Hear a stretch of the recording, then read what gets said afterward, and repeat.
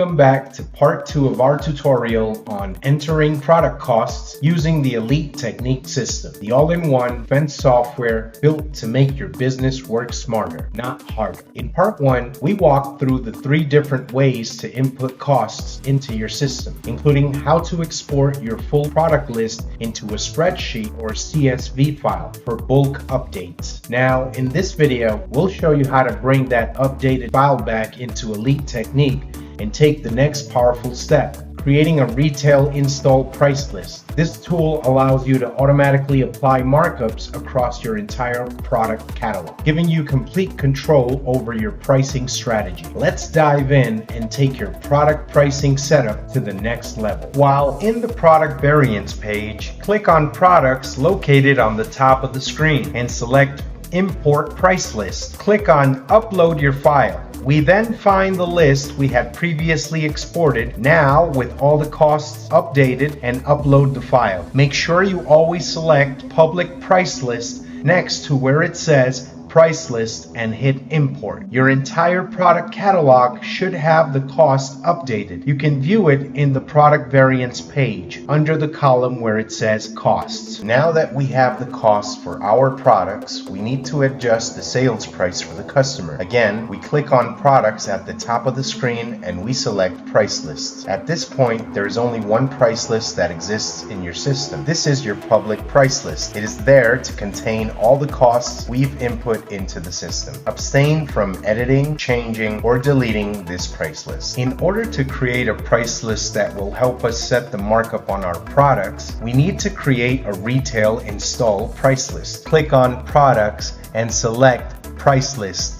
Click on Create and start by inputting the name of the price list. Then, under the Price List Rule tab, click on Add a Line. We can now select the rules that we want our new price list to go by. Since we want to mark up all our products, under All Products and next to Apply On, we choose All Products. And we set today as the start date if we wish these markups to come in effect immediately. Under Price Computation and next to Compute Price, we select Formula, which will be based on cost. We then select the percentage for the markup by entering a negative quantity next to where it says price discount. Let's say we'll mark up our products 50%, so we enter minus 50%. Finally, we hit save and close, and we click on save again to save our price list. If you click, hold, and drag on the little cross next to the price list, you can place it on top of the list and render it the default price list products will go by and not have to worry about markups ever again. Thank you very much.